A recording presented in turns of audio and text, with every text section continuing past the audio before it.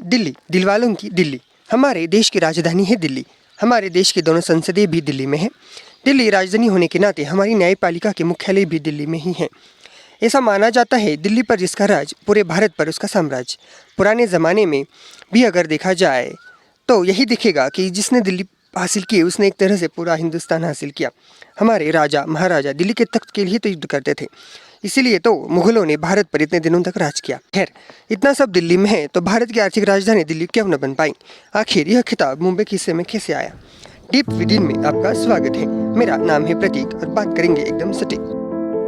मुंबई कैसे इतनी अमीर बनी कि भारत की आर्थिक राजधानी बन गई, ये जानने के लिए हमें थोड़ा भूतकाल में जाना पड़ेगा। ब्रिटिशों के आगमन से पहले जो व्यापार चलता था वह सब जमीन पर चलता था।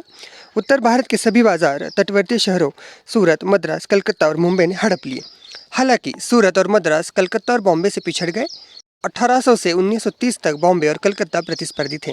1911 तक कलकत्ता ब्रिटिशों की राजधानी हुआ करता था, पर बॉम्बे ने अंत में बाजी मार ली। बॉम्बे में ओपियम और कपासी का बिजनेस चलता था और इसके व्यापारी मुख्य रूप से पारसी, जैन, मेमन्स और मारवाड़ी थे। 18वीं सदी में गवर्नर गिराल ने जैन और पारसी समुदायों को बॉम्बे के व्यापार में सहभागी किया। ऑगनियर की पॉलिसी ने व्यापारी समुदाय को बॉम्बे की तरफ आकर्षित किया। बॉम्बे में ही अनाथ पारसी जमशेदजी जीजीभॉय डब्बा बाटली वाला बन गए। कुछ ही समय में कोने कोने से लोग बॉम्बे के लिए रवाना हो गए, जिनमें पारसी, मारवाड़ी, जैन, मेमन्स, खोजा, गोवंश, कोंकणी, सिंधी और महाराष्ट्र के कोने कोने से कई लोग शामिल थे। देश के बाकी इलाकों में व्यापार विदेशी संभालते थे, लेकिन बॉम्बे में भारतीय व्यापारी थे।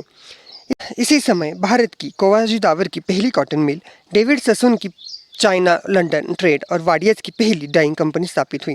बॉम्बे का पहला museum, stock exchange, bank, iron and steel company, art college, mechanical institute, medical college Asia की पहली महानगर पालिका बन गए और यह सब भारतीयों ने स्थापित किए हुए थे।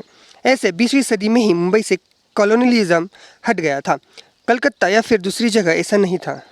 वहाँ का व्यापार विदेशियों के हाथ में ही था। विदेशियों के साथ वो भी चला गया। बॉम्बे लंदन से नज़दीक था, इस वजह से बॉम्बे के बंदरगाह तेज़ी से बढ़ गए और port of choice of India बन गए।